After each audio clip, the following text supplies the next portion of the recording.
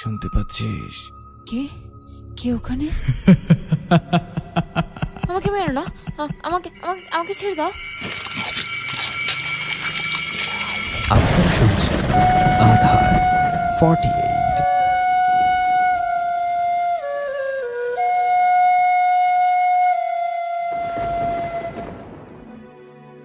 কবরের লাশের মুখটা খোলা। আমি হাত বাড়িয়ে দেই সেই তাবিজটা উদ্ধার করার জন্য, আর ঠিক তখনই লাশটা আমার হাত ধরে বসে। এখন আমি কি করব? কিভাবে এই লাশের হাত থেকে আমি সেই তাবিজটা উদ্ধার করব? আসসালামু আলাইকুম প্রিয় বন্ধুরা, আপনাদের জন্য খালাতো বোন যখন পড়ি এই গল্পের দ্বিতীয় পর্বটা নিয়ে এসেছি। সবাই শোনার জন্য অনেক কমেন্ট করেছেন, তাই বেশি অপেক্ষা করাইনি, খুব তাড়াতাড়ি নিয়ে এসেছি। এই পর্বটাও সবাই শুরু থেকে শেষ পর্যন্ত শুনবেন, আশা করি আপনাদের সবার ভালো লাগবে। আমি বয়েজে আছি, আপনাদের প্রিয় লেখক আরিয়ান অফি। তাহলে চলুন আজকের গল্পটি শুরু করা যাক। আমি যখন লাশের মুখ থেকে তাবিজটা নেয়ার জন্য হাত বাড়িয়ে দেই, তখন লাশটা আমার হাত শক্ত করে ধরে বসে। এই দৃশ্য দেখে আমার শরীর ভয়ে থর থর করে কাঁপতে শুরু করে। কিন্তু এখন ভয় পেলে চলবে না, যে করেই হোক এই 5 নাম্বার তাবিজটা আমাকে উদ্ধার করতেই হবে। আমার অন্য হাতে থাকা সেই কোদাল দিয়ে আমি তখন লাশের হাতে একটা কোপ বসিয়ে দেই। কোপ দেওয়ার সাথে সাথেই লাশের সেই হাতটা কেটে কবরে পড়ে যায়। আমি আর সময় নষ্ট না করে লাশের মুখ থেকে সেই তাবিজটা নিয়ে কবর থেকে উঠে আসি। আমি দৌড়াতে শুরু করি কবরস্থান থেকে বের হওয়ার জন্য। ঠিক তখনই আমি অনুভব করতে পারি আমার পেছন পেছন সেই লাশটাও আমাকে ধরার জন্য দৌড়াচ্ছে। লাশের একটি হাত, যে হাতটা আমি কিছুক্ষণ আগেই কোপ দিয়ে কবরে কেটে ফেলেছি, সেখান থেকে টল টল করে তাজা রক্ত বের হচ্ছে। লাশটা চোখ খুলে আমার দিকেই তাকিয়ে আছে আর আমাকে ধরার জন্য অন্য হাত বাড়িয়ে দিয়েছে। আমি এই দৃশ্য দেখে অনেক বেশি ভয় পেয়ে যাই আর আরও জোরে জোরে দৌড়াতে শুরু করি। দৌড়াতে দৌড়াতে আমি কবরস্থানের বাইরে চলে আসি। গেটের সামনেই দাঁড়িয়েছিল অহনাপরী। ভয়ের কারণে আমি অহনাপরীকে গিয়ে জড়িয়ে ধরি। অহনাপরী আমার কাছে জানতে চায়, কি হয়েছে অভি ভাইয়া? কি হয়েছে আমাকে বলো, আমি তো আছি, কি হয়েছে? আমি তখন অহনাপরীকে বলি, সে লাশটা, ও আমাকে মেরে ফেলবে, আমাকে ধরার জন্য আমার পেছন পেছন আসছে। অহনাপরী তখন কবরস্থানের দিকে তাকায়, কিন্তু সেখানে তখন কিচ্ছু ছিল না। অহনাপরী আমাকে বলে, অভি ভাইয়া, সব কিছু ঠিক হয়ে গেছে, সে লাশটা চলে গেছে, তুমি চোখ খুলে তাকাতে পারো। আমি অহনাপরীকে ছেড়ে চোখ খুলে তাকাই। অভি ভাইয়া, তুমি কি অনেক বেশি ভয় পেয়েছ? আমি তখন অহনাপরীকে বলি, ভয় পাবো কেন, আমি ভয়টই পাইনি। অহনাপরী বলে, তাহলে আমাকে জড়িয়ে ধরলে কেন? নিশ্চয়ই ভয় পেয়ে আমাকে জড়িয়ে ধরেছ। আমি তখন স্বীকার করতে বাধ্য হই, হ্যাঁ, আমি ভয় পেয়েছি। শুধু আমি না, আমার জায়গায় যদি অন্য কোনো মানুষ হতো তারাও ভয় পেত। কেননা একটা লাশ যখন কাউকে তাড়া করে, সে কি ভয় না পেয়ে থাকতে পারে? এখন এগুলো বাদ দাও, চলো আমাকে বাড়িতে নিয়ে যাও। অহনাপরী তখন আবারও তার সুন্দর হাত দুইটি আমার দিকে বাড়িয়ে দেয় আর বলে, হাত দুইটি ধরে ফেলো, আমি আমার শক্তি ব্যবহার করে আবারও তোমাকে নিয়ে যাচ্ছি। আমি হাত দুইটি বাড়িয়ে দেই। অহনাপরী আমার হাত ধরে আমাকে চোখ বন্ধ করতে বলে। চোখ বন্ধ করার কিছুক্ষণ পরেই আমি অনুভব করতে পারি আমি আবারও আমার খালামণির বাড়িতে চলে এসেছি। অহনাপরী আমাকে বলে, অভি ভাইয়া, তাহলে আমি আসি। আমি তাকে বলি, দিনের বেলায় তুমি কোথায় থাকো? সে আমাকে বলে, দিনের বেলায় আমি আমাদের জগতে আমার বাবার কাছেই থাকি, রাত হলেই আমি আমার মায়ের কাছে চলে আসি, কেননা তাকে জড়িয়ে না ধরলে আমার ঘুমই আসে না। আমি তখন আমার খালাতো বোনকে বলি, বিয়ের পর তখনও কি মায়ের সাথে ঘুমাবে? সে আমাকে বলে, অভি ভাইয়া, তুমি কিন্তু অনেক দুষ্ট আছো। আমি গেলাম, মায়ের কাছে এই তাবিজটা দিয়ে দিও, তারপর যা করার সেই করবে। রাতে দেখা হবে। আল্লাহ হাফেজ। আসসালামু আলাইকুম। আমি সালামের উত্তর নেই। অহনা পরি আমার চোখের সামনেই অদৃশ্য হয়ে যায়। আমার খালাতো বোন অহনা পরির জন্য আমার মনের ভেতর ভালোবাসা সৃষ্টি হয়েছিল। আমি ধীরে ধীরে তার প্রেমে পড়ে গিয়েছিলাম। তার ওই মায়াবী চোখ, গোলাপি ঠোঁট আর সেই ঠোঁটের নিচে সুন্দর তিলটার প্রেমে আমি পড়ে গিয়েছিলাম। কিন্তু এই কথা আমি তাকে বলতে পারছিলাম না, কেননা শত হলেও সে আমার খালাতো বোন। সে যদি খালামণিকে বলে দেয় তাহলে তো আমার সর্বনাশ হয়ে যাবে। চারিপাশে ফজরের আজান দিতে শুরু করে। আমি ফজরের নামাজ পড়ে খালামণির সাথে দেখা করি। তার হাতে আমি 5 নাম্বার তাবিজটা তুলে দেই। খালামণি আমাকে বলে, তুই তাহলে 5 নাম্বার তাবিজটা উদ্ধার করতে পেরেছিস, তোর সাথে কিছু ঘটেনি? আমি তখন খালামণিকে বলি, কিছু ঘটেনি আবার? তুমি জানো, একটা মৃত মানুষ যখন জেগে ওঠে, আমার হাত চেপে ধরে, আমাকে তাড়া করতে শুরু করে, তখন কি ভয় না পেয়ে থাকা যায় বলো? খালামণি আমাকে বলে, তুই খুবই সাহসী। তোর সাহস দেখে আমি আসলেই অনেক মুগ্ধ হয়েছি। এখন তোকে 6 নাম্বার তাবিজটা উদ্ধার করতে হবে, যেটা কিনা সেই নামকরা মেডিকেলের দুম ঘরে আছে। আমি খালামণিকে বলি, কবরে তো একটা লাশ ছিল, কিন্তু সেই দুম ঘরে তো অনেকগুলো লাশ আছে। আমি কি পারবো এতগুলো লাশের মাঝখান থেকে সেই 6 নাম্বার তাবিজটাকে উদ্ধার করতে? খালামণি তখন আমাকে বলে, তুই পারবি। তুই তোর বাবাকে অনেক ভালোবাসিস। আমি জানি তুই তোর বাবার জন্য সব কিছু করতে পারবি। আর এই কাজে তো তোর খালাতো বোন অহনা আছে। অহনা তোকে সব সময় সাহায্য করবে, তুই চিন্তা করিস না। আমি তখন খালামণিকে বলি, ঠিক আছে, আমি চেষ্টা করে দেখছি। আজকে আমি ঢাকায় যাব, আর সেই দুম ঘরে যে দুম কাজ করে তার সাথে দেখা করব। দেখো খালামণি, সেটা অনেক নামকরা একটা মেডিকেল। সেখানে আমি যখন তখন ঢুকতে পারবো না। আমি যদি দুমকে কিছু টাকা দেই তাহলে সে এই কাজে আমাকে সাহায্য করতে পারবে। খালামণি বলে, ঠিক আছে, তোর যেটা ভালো মনে হয় কর, কিন্তু মনে রাখিস কালো জাদুর মেয়াদ খুব দ্রুতই শেষ হয়ে যাবে। সময় মতো যদি আমরা তাবিজগুলো উদ্ধার করতে না পারি তাহলে তোর বাবাকে আর কখনোই বাঁচাতে পারবো না। আমি আমার খালামণিকে বলি, আমি আমার বাবাকে বাঁচানোর জন্য সব কিছু করতে পারবো। সেদিনই আমি ঢাকায় ফিরে আসি। সেই নামকরা মেডিকেলে আমি খোঁজ খবর নিতে শুরু করি। আমি জানতে পারি সেখানে দুম ঘরে কাজ করে টুকু দাস নামক একটা দুম।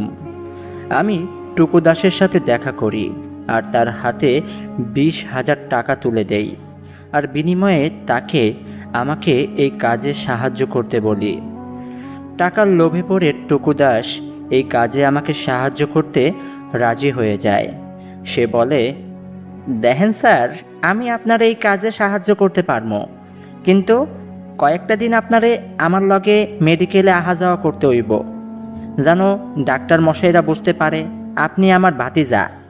আর হ্যাঁ, আমাকে মতোই কথাবার্তা কইতে হইব, যেন পরবর্তীতে আপনারা নিয়ে রাইতের বেলা যখন আমি দুম ঘরে যামো, কেউ যেন মনে করেন আমাকে সন্দেহ না করতে পারে।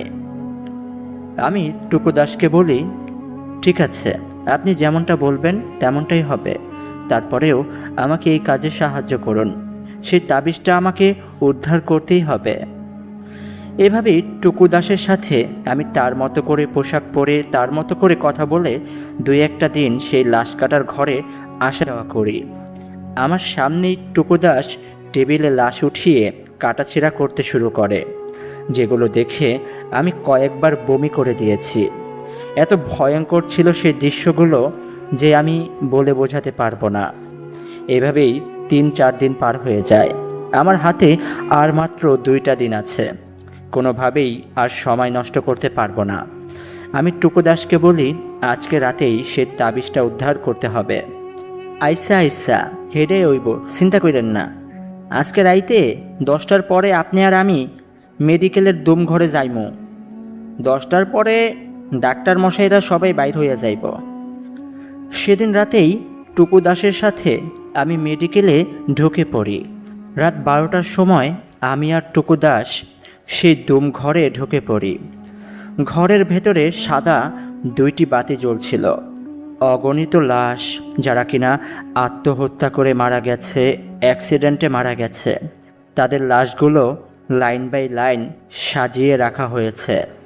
টুকু দাস আর আমি যখন দুম ঘরে ঢুকি তখন আমরা দেখতে পাই লাশ কাটার স্থানে একজন ব্যক্তি টেবিলের উপরে লাশ কাটাকাটি করছে। পরনে টুকু দাসের মতোই একটা সাদা লুঙ্গি আর একটা সাদা সেন্টো গেঞ্জি। চাপাটি দিয়ে সে লাশের বুক কাটছিল। টুকু দাস এই দৃশ্য দেখে চেঁচিয়ে ওঠে আর তাকে বলে, কেডা কেডা ওইখানে, কে লাশ কাটে? আরে দেখি, এই কোনতে আইসো? এই কথা বলতে বলতে টুকু দাস সে ব্যক্তির পেছনে গিয়ে তার কাঁধে হাত রাখে। কাঁধে হাত রাখতেই সে ব্যক্তি টুকু দাসের দিকে ঘুরে তাকায়। আমি ও টুকু দাস দেখতে পাই সে ব্যক্তির চেহারা হুবাহু টুকু দাসের মতো, কিন্তু চোখের কুটুরে কোনো চোখ নেই, মুখে একটা বিচ্ছিরি হাসি। এই দৃশ্য দেখে সাহসী টুকু দাস সেখানে জ্ঞান হারাতে বাধ্য হয়। আর ঠিক তখনই ঘরের বাতি 2টি নিভে যায়। আমি সেই দুম ঘর থেকে বের হওয়ার জন্য দরজা খোলার চেষ্টা করি, কিন্তু কোনোভাবেই দরজা খুলছিল না। মনে হচ্ছিল বাইরে থেকে দরজাটা কেউ লাগিয়ে দিয়েছে। তখনই আবারও সেই ঘরের বাতি 2টি জ্বেলে ওঠে। আমি টুকু দাসকেও দেখতে পাচ্ছিলাম না, আর তার রূপ ধরা সেই অলৌকিক লাশটাকেও দেখতে পাচ্ছিলাম না, কিন্তু আমি অনুভব করতে পারছিলাম টেবিলে শোয়ানো সকল লাশগুলো থর থর করে কাঁপছে। আমি এই দৃশ্য দেখে অনেক ভয় পাচ্ছিলাম, কি করব বুঝতে পারছিলাম না। আমাকে যে 6 নম্বর তাবিজটা উদ্ধার করতে হবে, তাই আমি কাঁপা কাঁপা হাতে সকল লাশের কাছে এগিয়ে যাই। ঠিক তখনই মৃত লাশগুলো এক এক করে উঠে বসে। তাদের প্রত্যেকের বুকের মাঝখান দিয়ে সেলাই করা, তাদেরকে কাটাছেঁড়া করা হয়েছে। তারা উঠে বসে কান্না করতে শুরু করে। সেই কান্নার শব্দে আমি যেন পাগল হয়ে যাব। এত ভয়ঙ্কর একটা দৃশ্য, আমার মতে এমন দৃশ্য যেন কোনো মানুষ কখনো না দেখে। আমি কি করব এখন? এতগুলো লাশের মাঝখানে আমি সেই তাবিজটাকে কিভাবে খুঁজে পাব? তখনই আমার খালামণির কথা আমার মনে পড়ে। সে বলেছিল, যদি আমরা এই তাবিজগুলো একসাথে না করতে পারি তাহলে আমার বাবাকে আর কখনোই বাঁচাতে পারবো না। বাবার সাথে কাটানো সেই মধুর স্মৃতিগুলো আমার চোখের সামনে ভেসে ওঠে। আমি আমার বুকের ভেতর থাকা সকল ভয় তখন দূর করে ফেলি। আমি সিদ্ধান্ত নেই যে করেই হোক এই লাশগুলোর মাঝখান থেকে আমি সেই তাবিজটা উদ্ধার করবই করব। আমি এগিয়ে যাই সেই ভয়ঙ্কর লাশগুলোর মাঝখানে। লাশগুলো আমার কোনো ক্ষতি করছিল না, শুধু তারা কান্না করছিল। আমি এক এক করে প্রত্যেকটি লাশের পিঠে চেক করতে থাকি। কয়েকটা লাশ চেক করার পর আমি দেখতে পাই একটি লাশের পিঠে সেই তাবিজটা, কালো সুতোয় বাঁধা সেই তাবিজটা। আমি সেই তাবিজটা আমার হাতে তুলে নেই, তারপর এগিয়ে যাই সেই দরজার দিকে। তাবিজটা হাতে নিতেই যে লাশগুলো এতক্ষণ বসেছিল সেই লাশগুলো এক এক করে দাঁড়িয়ে আমার দিকেই এগিয়ে আসতে শুরু করে।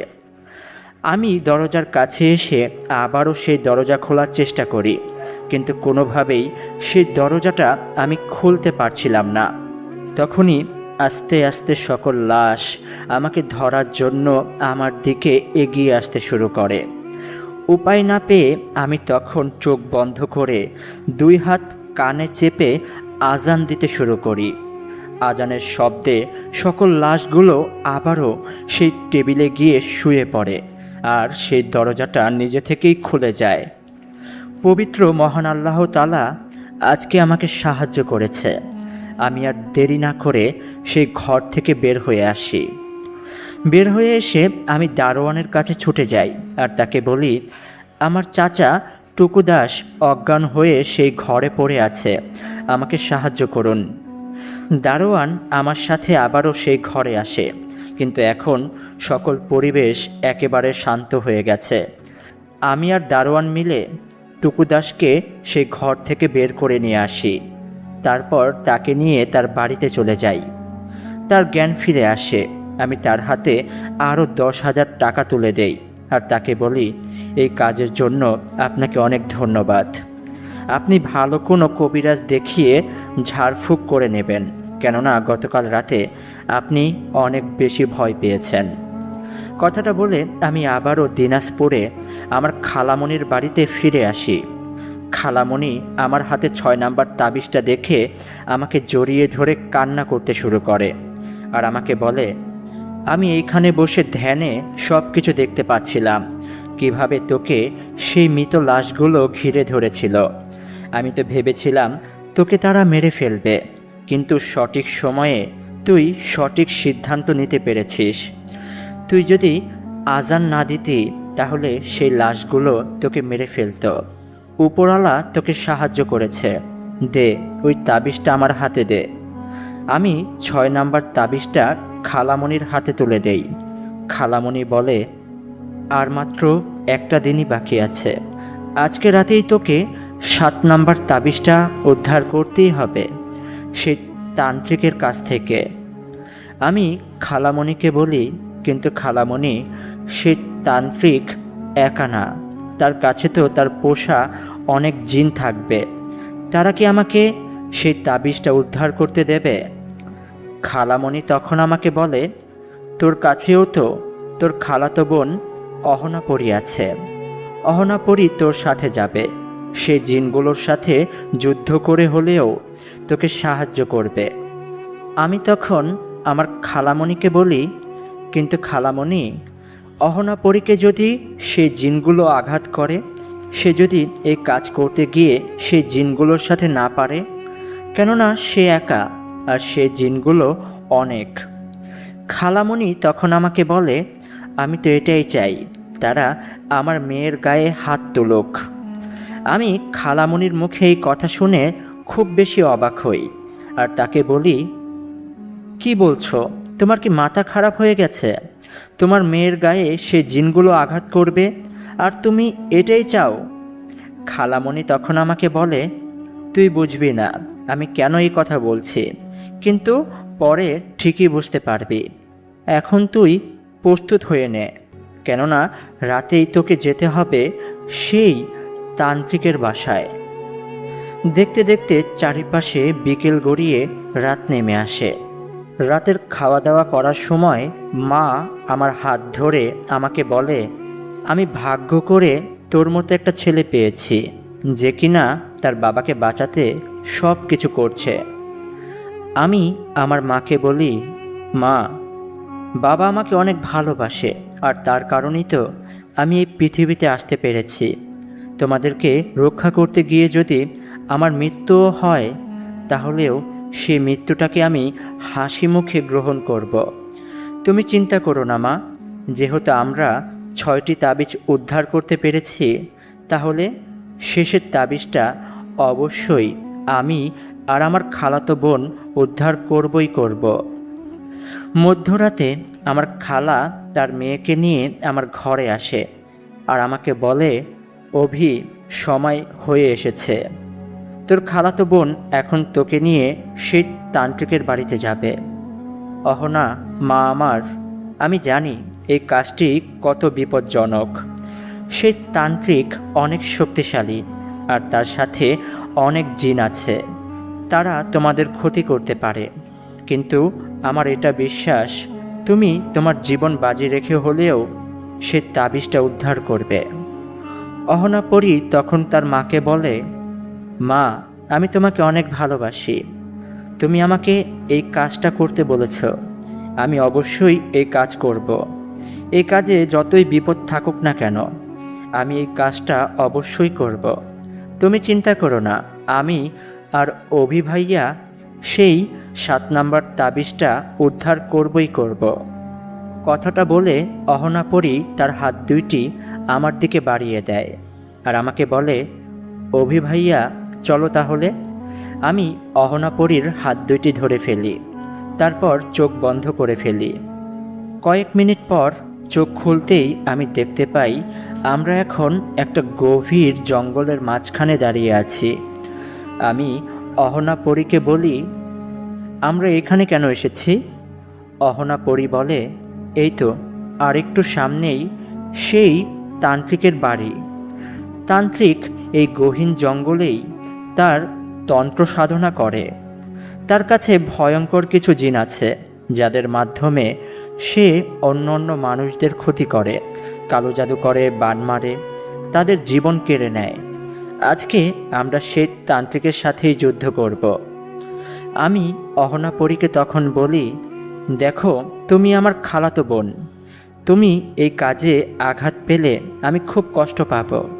তাই এখন আমি চাচ্ছি তুমি এখান থেকে চলে যাও।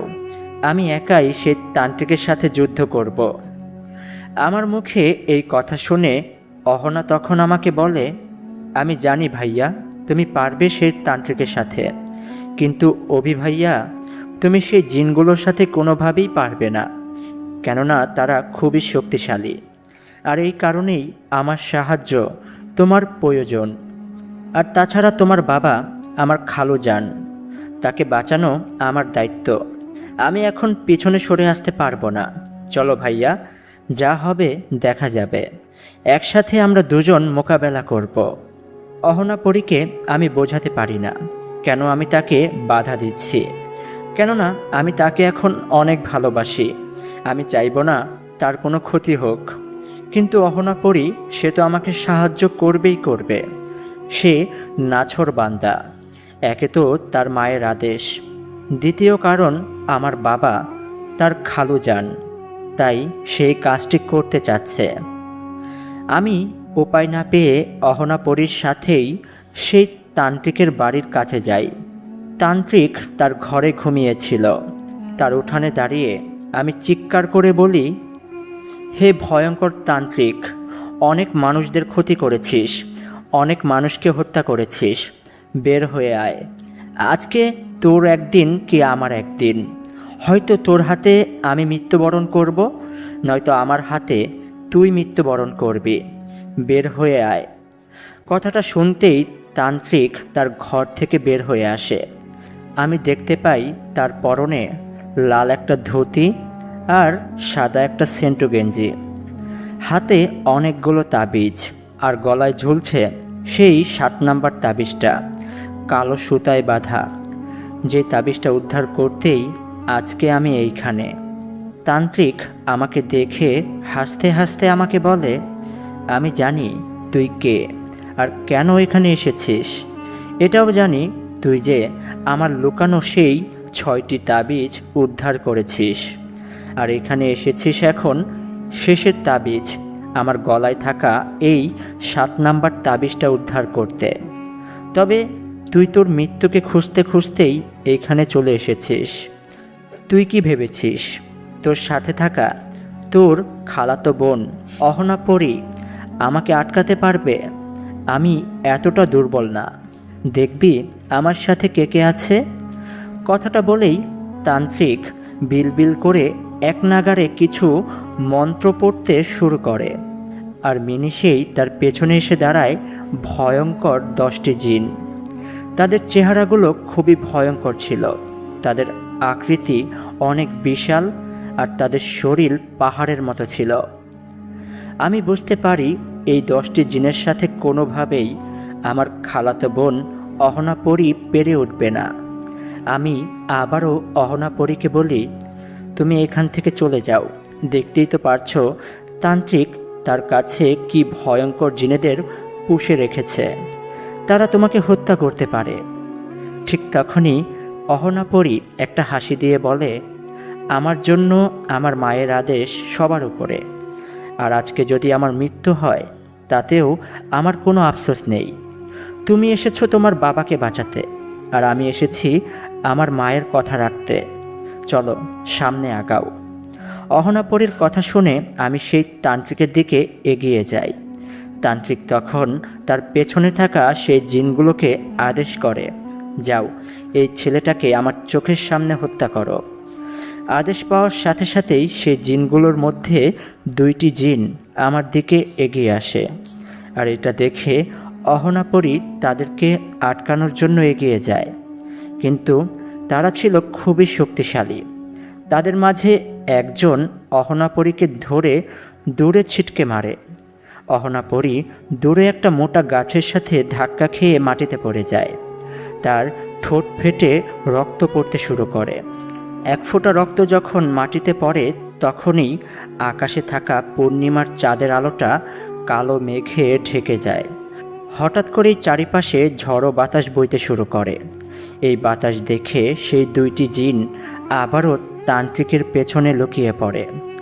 সেই তান্ত্রিক তখন তার পোষা জিনেদের কাছে জানতে চায়, তোমরা এভাবে ভয় পাচ্ছ কেন? তখন সেই জিনগুলো বলে, এটা কোনো সাধারণ ঝড়ো বাতাস না, অনেক শক্তিশালী কোনো জিনের আহ্বান ঘটছে। আমরা তোমাকে বাঁচাতে পারবো না, এখন আমাদের নিজের জানকে নিয়েই টানাটানি পড়ে গেছে। সাথীরা, পালাও এখান থেকে, নয়তো সেই শক্তিশালী জিন আমাদেরকে হত্যা করবে। কথাটা বলে সেই 10টি জিন অন্ধকারে পালাতে শুরু করে। তান্ত্রিক বুঝতেই পারছিল না তার জিনগুলো কাকে দেখে ভয় পাচ্ছে। সেই 10টি জিন যখন বেশ কিছুটা দূরে চলে যায় তখনই তাদের আর্তচিৎকার ভেসে আসে। কেউ বা কারা তাদেরকে ধরে ফেলেছে আর এক এক করে তাদেরকে হত্যা করছে। তাদের সেই মৃত্যু চিৎকার আমি, অহনাপরী আর তান্ত্রিক শুনতে পাচ্ছিলাম। তান্ত্রিকও তখন ভয়ে কাঁপতে শুরু করে। আমি তখন দেখতে পাই তান্ত্রিকের বাড়ির চারিপাশে অন্ধকার থেকে বের হয়ে আসে সাদা পোশাকধারী কিছু অবয়ব। অবয়বগুলো দেখেই আমি বুঝতে পারি এরা কোনো মানুষ না। তাদের আকৃতি অনেক বিশাল ছিল। তাদের পরনে সাদা পোশাক, মাথায় পাগড়ি আর হাতে একটি করে তলোয়ারি। তারা সবাই তান্ত্রিকের বাড়িটা ঘিরে ফেলে আর আস্তে আস্তে তান্ত্রিকের কাছে চলে আসে। তান্ত্রিক এত শক্তিশালী জিনের একটা বহরকে দেখে অনেক বেশি ভয় পেয়ে যায় আর তাদের কাছে নিজের জান ভিক্ষা চাইতে শুরু করে। সে 2 হাত জোর করে অনুরোধ করছিল, আমাকে মাফ করে দাও, আমি অনেক বড় ভুল করে ফেলেছি, আমাকে প্রাণে মেরো না।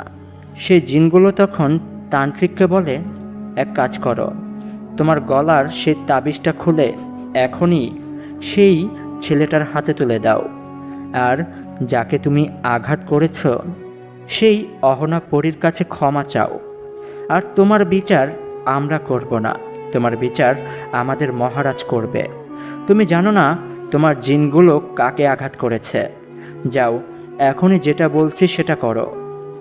সে তান্ত্রিক তখন তার জীবন বাঁচানোর জন্য গলা থেকে সেই 7 নাম্বার তাবিজটা খুলে আমার কাছে চলে আসে। তাবিজটা আমার হাতে দিয়ে 2 হাত জোর করে আমার কাছে ক্ষমা চায়।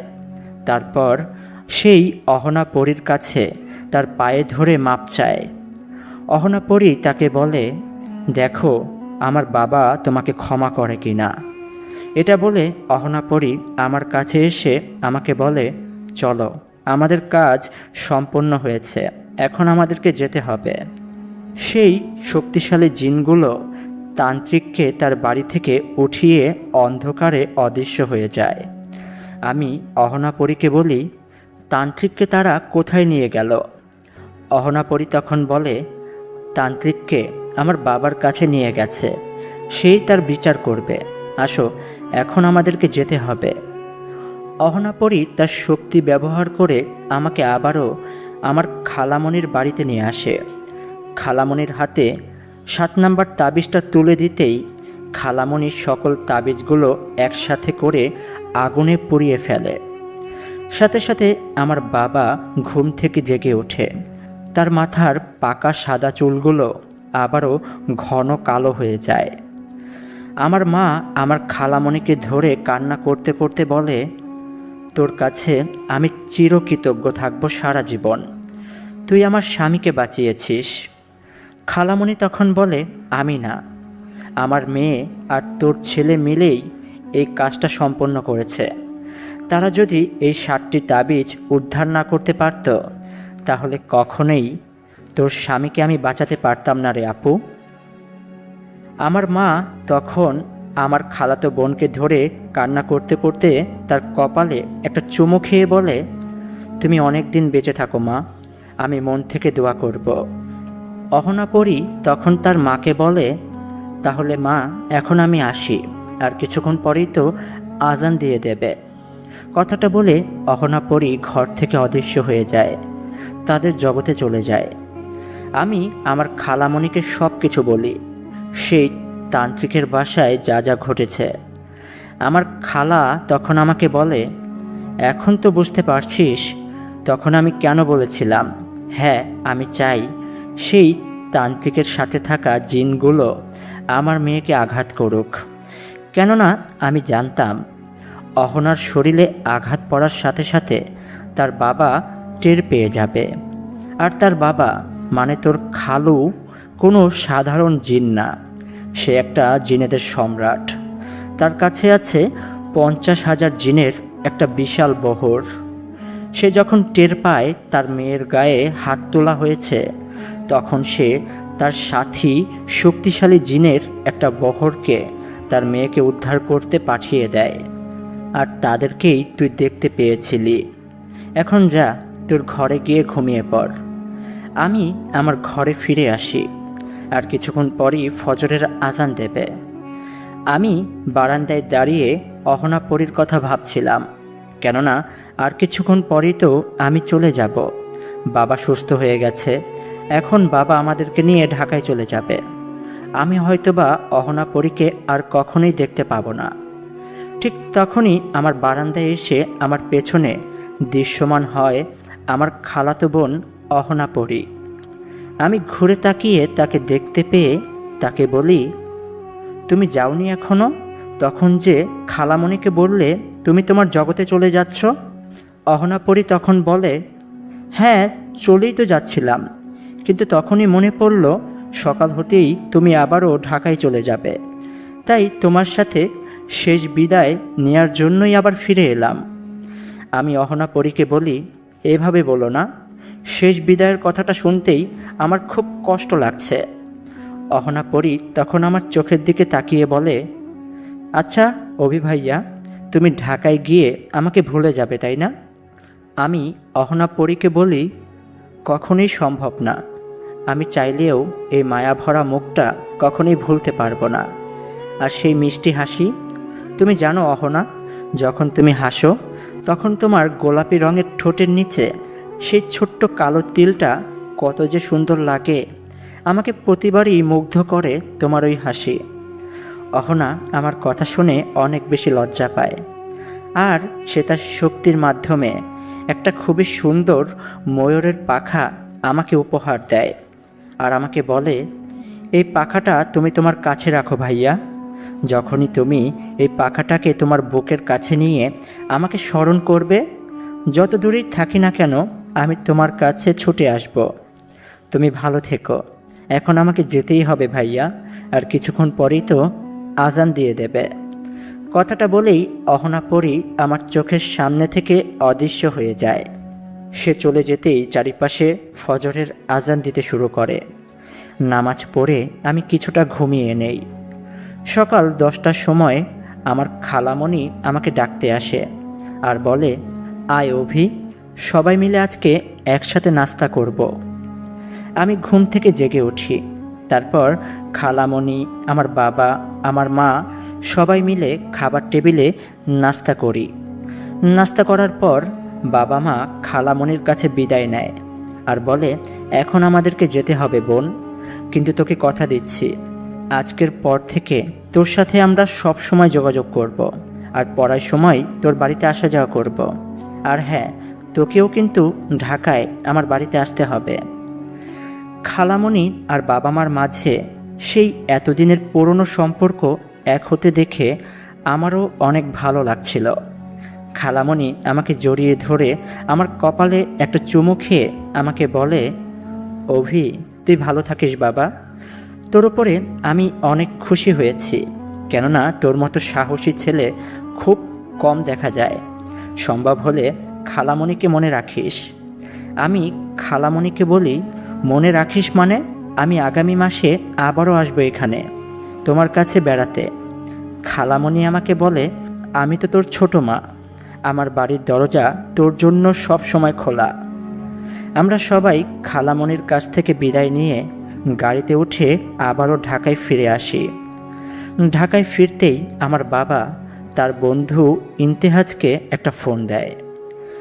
ইন্তেহাজ আঙ্কেল ফোনটা ধরেই যখন আমার বাবার কণ্ঠ শুনতে পায়, সে অনেক বেশি অবাক হয়, কেননা সে তো ধরেই নিয়েছিল আমার বাবা কালো জাদুর মাধ্যমে মারা যাবে।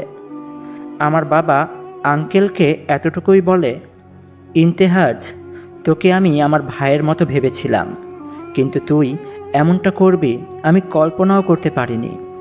আজকের পর থেকে আমার সাথে আর কোনো ধরনের যোগাযোগ রাখবি না। এখন থেকে তোকে আমি চিনি না, আর তুই আমাকে চিনিস না। এটা বলে বাবা ফোনটা রেখে দেয়।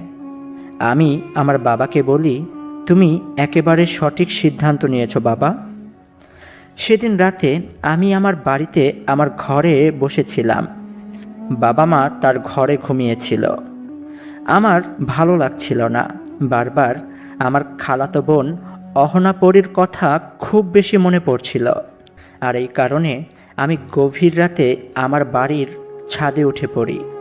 ছাদের একটি অন্ধকার স্থানে গিয়ে সেই ময়ূরের পাখাটা বের করি, যেই জাদুর পাখাটা আমাকে অহনাপরী উপহার দিয়েছিল। জাদুর পাখাটা আমি আমার বুকে স্পর্শ করে চোখ বন্ধ করে বারবার অহনাপরীকে স্মরণ করি, কিন্তু 2 থেকে 3 মিনিট পার হয়ে যাওয়ার পরেও অহনাপরীর দেখা আমি পাই না। আর এটা দেখে আমার মনটা খারাপ হয়ে যায়। মনে মনে ভাবি, হয়তোবা অহনাপরী আমার সাথে মিথ্যে কথা বলেছে। এটা ভেবে আমি যখন ছাদ থেকে আবারও নেমে আসব, ঠিক তখনই পেছন থেকে আমার হাত ধরে বসে কেউ একজন। ঘুরে তাকিয়ে দেখি অহনাপরী আমার সামনে দাঁড়িয়ে আছে। সে আমাকে বলছে, অভি ভাইয়া, রাগ করলে? মাকে জড়িয়ে ধরে ঘুমিয়েছিলাম, আর এমন সময় তুমি আমাকে স্মরণ করছিলে। তুমি তো জানো তোমার খালামণি কতটা চালাক। তার চোখ ফাঁকি দিয়ে আসাটা কি এতটা সহজ? কোনোভাবে তার চোখ ফাঁকি দিয়ে তোমার সাথে দেখা করতে এসেছি, আর এটা করতে গিয়েই তো কিছুটা সময় দেরি হয়ে গেছে। আমি অহনাপরীকে বলি, ও আচ্ছা, কিন্তু আমি তো ভেবেছিলাম তুমি বোধহয় আমার সাথে দেখা করতে আসবে না আর কখনোই, হয়তোবা আমাকে মিথ্যে বলেছিলে। অহনাপরী বলে, মিথ্যে কথা মানুষেরা বলতে পারে, পরীরা, জিনেরা কখনোই মিথ্যে কথা বলে না। আমি আর অহনাপরী ছাদের সেই অন্ধকার স্থানে দাঁড়িয়ে গল্প করতে শুরু করি।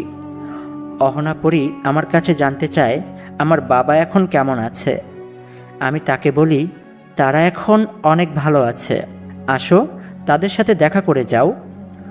অহনাপরী তখন বলে, না না, এখন যদি খালামণি আর খালুজানের সাথে দেখা করি তাহলে তারা মাকে বলে দেবে, আর মা যদি জানতে পারে আমি লুকিয়ে লুকিয়ে তোমার সাথে দেখা করতে এসেছি তাহলে আমার খবর আছে। তাই চাইলেও এখন আমি খালামণি আর খালুজানের সাথে দেখা করতে পারবো না, তবে অন্য আরেক দিন মায়ের সাথে এসে তাদের সাথে অবশ্যই দেখা করব। এভাবেই আরও বেশ কিছুক্ষণ আমি আর অহনাপরী গল্প করি। আমি অহনাপরীকে বলি, একটা অনুরোধ করতে পারি? অহনাপরী বলে, হ্যাঁ, তুমি আমার খালাতো ভাই, একটা অনুরোধ তো করতেই পারো। আমি অহনাপরীকে বলি, তুমি আমাকে ভাইয়া বলবে না, তুমি আমাকে শুধু আমার নাম ধরে রাখবে, পারবে তো? অহনাপরী আমাকে বলে, কিন্তু তুমি আমার থেকে বড়, তাছাড়া আমার খালাতো ভাই, আমি তোমার নাম ধরে ডাকবো, এটা কি ভালো দেখায়? আমি অহনাপরীর চোখের দিকে তাকিয়ে তখন বলি, সবার মুখে ভাইয়া ডাক শুনতে ভালো লাগে না। জীবনে এমন কিছু মানুষ থাকে যাদের মুখে নিজের নামটা শুনতে পারলে বুকের ভেতর একটা শান্তি কাজ করে। আর তুমি আমার জীবনে ঠিক তেমন একজন ব্যক্তি। আমার মুখে এই কথা শুনে অহনা পরী কিছুটা হলেও বুঝতে পারে আমি যে তাকে পছন্দ করি। অহনা পরী আমাকে বলে, ঠিক আছে, তাহলে এখন থেকে নাম ধরেই ডাকবো। এখন তাহলে আমি আসি। ওইদিকে তোমার খালামণি যদি কোনোভাবে টের পায় আমি তাকে রেখে এত দূরে তোমার সাথে দেখা করতে এসেছি, তাহলে তো আমার খবর আছে। আমি আসি তাহলে। কথাটা বলে অহনা পরী আবারও আমার চোখের সামনে থেকে অদৃশ্য হয়ে যায়। এইভাবেই প্রতি রাতে আমি ছাদে উঠে অহনা পরীর সাথে কথা বলতে শুরু করি। একদিন রাতে আমি অহনা পরীকে আমার মনের কথা বলে দেই। আমি যখন তাকে বলি আমি তাকে ভালোবাসি, তখন অহনা পরী আমাকে বলে, আমি এই বিষয়টা অনেক আগে থেকেই বুঝতে পেরেছিলাম যে তুমি আমাকে পছন্দ করো, কিন্তু অভি, তুমি আমার খালাতো ভাই। তাছাড়া তুমি একজন মানুষ। তোমার জগৎ আর আমার জগৎ অনেক ভিন্ন। আমি চাইলেও তোমাকে ভালোবাসতে পারি না। তোমার মা মানে আমার খালা কখনোই আমাদের সম্পর্ক মেনে নেবে না।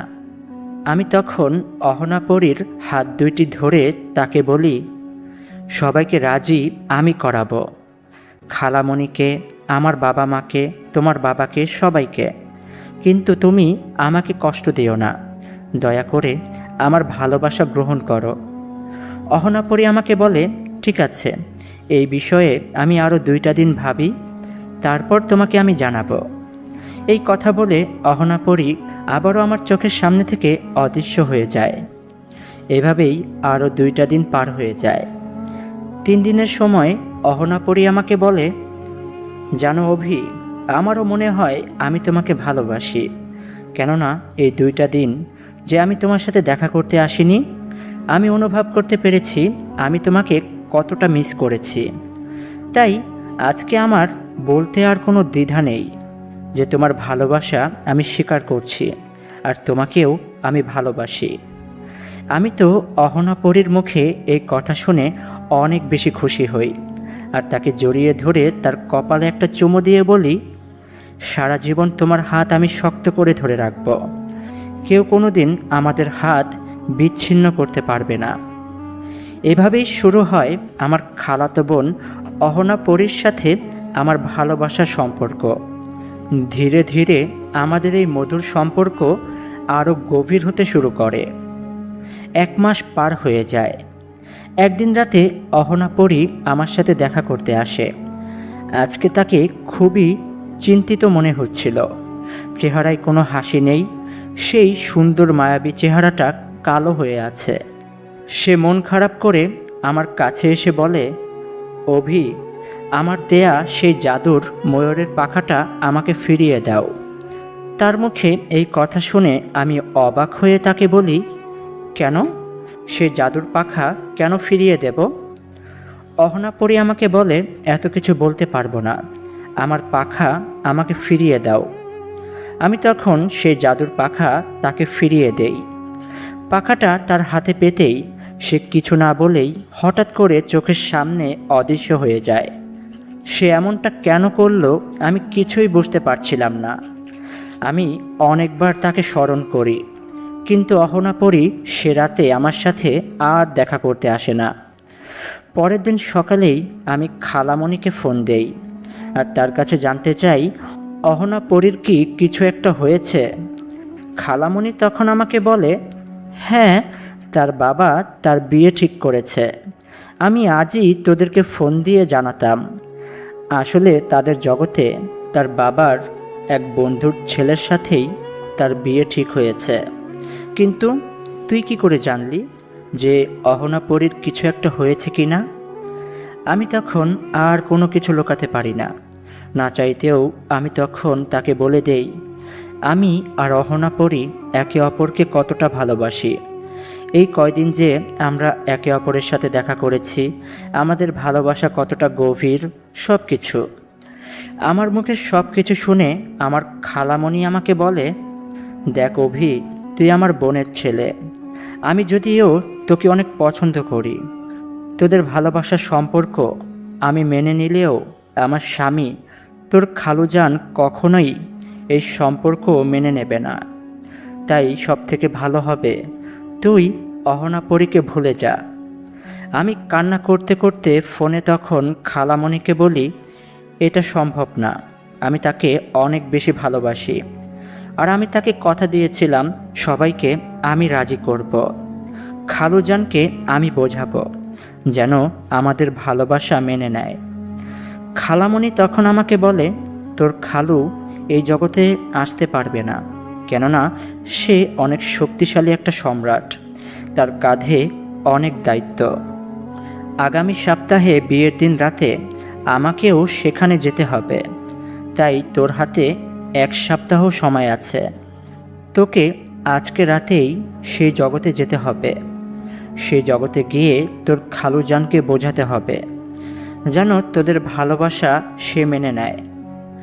আমি তখন খালামণিকে বলি, কিন্তু আমি একটা মানুষ হয়ে সে জিনেদের জগতে কিভাবে যাব?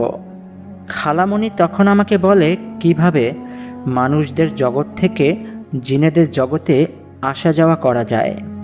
খালামণি আমাকে একটা জায়গার নাম বলে, যে জায়গাটা ছিল পাহাড়ি এলাকায়।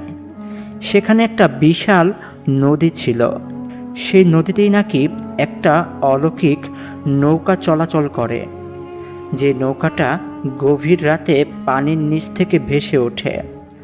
সেই নৌকার মাঝি মানুষদেরকে এই জগৎ থেকে ওই জগতে নিয়ে যেতে পারে। খালামণি আমাকে বলে সেই জায়গায় গিয়ে নৌকার অপেক্ষা করতে। গভীর রাতে যখন সেই নৌকাটা ঘাটে ফিরে আসবে তখন সেই নৌকায় উঠে বসতে, আর সেই নৌকার মাঝিকে খালামণির পরিচয় বললেই নৌকার মাঝি আমাকে তাদের জগতে নিয়ে যাবে। খালামণি আমাকে বলে, কিন্তু সাবধান, আমি সেই জগতে গিয়ে যেন তাড়াহুড়া না করি, কারণ সেই জগতে কোনো মানুষ বসবাস করে না, যে কোনো জিন আমাকে হত্যা করতে পারে। সবার চোখ ফাঁকি দিয়ে যে করেই হোক আমি যেন আমার খালুজানের সাথে সর্বপ্রথম দেখা করি, তারপর তাকে বিস্তারিত খুলে বলি। সে যদি রাজি হয় তাহলেই যেন আমি সেই রাজ্যে অপেক্ষা করি। খালামণি এসে বাকি কথা বলবে। তবে খালুজান যদি কোনোভাবেই আমাদের সম্পর্ক মেনে নিতে না চায় তাহলে যেন আমি কোনো কিছু না ভেবে আবারও আমাদের জগতে ফিরে আসি। খালামণির সকল শর্তে আমি রাজি হয়ে যাই, আর তাকে বলি, ঠিক আছে খালামণি, আমি এমনটাই করব, তুমি চিন্তা করো না। সেদিন বিকেলেই আমি ব্যাগপত্র গোছ করে গাড়িতে উঠে পড়ি। আমি সেখানে যাচ্ছি, সেই জায়গায় যে জায়গার কথা খালামণি আমাকে বলেছিল। সেখানে আস্তে আস্তে সন্ধে নেমে আসে। আমি গাড়ি থেকে নেমে ঘন জঙ্গল ধরে ভেতরের দিকে এগিয়ে যেতে শুরু করি। কিছুটা বন জঙ্গল পাড়ি দেওয়ার পর একটা ছোট উঁচু পাহাড় আমি দেখতে পাই। সেই পাহাড় পাড়ি দিয়ে আমি এসে দাঁড়াই একটা নদীর পাড়ে। নদীর পাড়ের চারিপাশে ঘন জঙ্গল। বিশাল এই নদীর পাড়ে আমি অপেক্ষা করতে শুরু করি সেই অলৌকিক নৌকাটা কখন ঘাটে আসবে। এভাবেই রাত 2টা বেজে যায়। চারিপাশে ঝিঝি পোকার ডাক, দূর থেকে শিয়াল ডাকাডাকি করছে। আশেপাশে কোনো ঘন বসতি নেই। আমি ভয় পাচ্ছিলাম না, কেননা যে করেই হোক আমাকে নদীর ওপারে যেতেই হবে। খালুজানকে বোঝাতেই হবে যে আমাদের ভালোবাসা কতটা পবিত্র। দেখতে দেখতেই মধ্যরাত হয়ে আসে। সেই জাদুর নৌকা নদীর মাঝখানে ভেসে ওঠে, একটা কাঠের নৌকা, আর সেই নৌকাটাকে বাইছে একজন বৃদ্ধ মাঝি। সেই বৃদ্ধ মাঝি নৌকাটাকে পাড়ে নিয়ে আসে। সে আমাকে দেখে মোটেও অবাক হয়নি, আমার সাথে কোনো কথা বলছিল না, যেন সে আমাকে দেখেও দেখতে পাচ্ছিল না। আমিও কোনো কথা না বলেই সেই নৌকায় উঠে বসি, আর মাঝির কাছে গিয়ে আমার খালামণির পরিচয় দেই। এটা বলি আমি তাদের জগতে, তাদের মহারাজ আমার খালুজানের সাথে দেখা করতে চাই, আমাকে যেন নদীর ওপারে তাদের জগতে নিয়ে যায়। মাঝি ইশারায় আমাকে দেখিয়ে দেয় নৌকার ভেতরে সেই ছনের মাঝে ঢুকে পড়তে। আমি নৌকার মাঝখানে সেই কাঠের ছনে ঢুকে পড়ি। মাঝি নৌকা চালাতে শুরু করে। সে আমাকে মোটা একটা কণ্ঠে বলে, চোখ দুইটি বন্ধ করে ফেলো। আমি তার কথা মতো আমার চোখ দুইটি বন্ধ করে ফেলি। নৌকা চলছে, কিন্তু আমার মনে একটা অজানা ভয়। জিনেদের জগতে আমি কিভাবে সবার চোখ ফাঁকি দিয়ে আমার খালুজানের সাথে দেখা করব, আর খালুজানকে কিভাবে বোঝাবো আমি তার মেয়েকে কতটা ভালোবাসি। সে কি আমাদের এই পবিত্র ভালোবাসাকে মেনে নেবে, আমার হাতে তুলে দেবে তার আদরের মেয়ে অহনাপরীকে?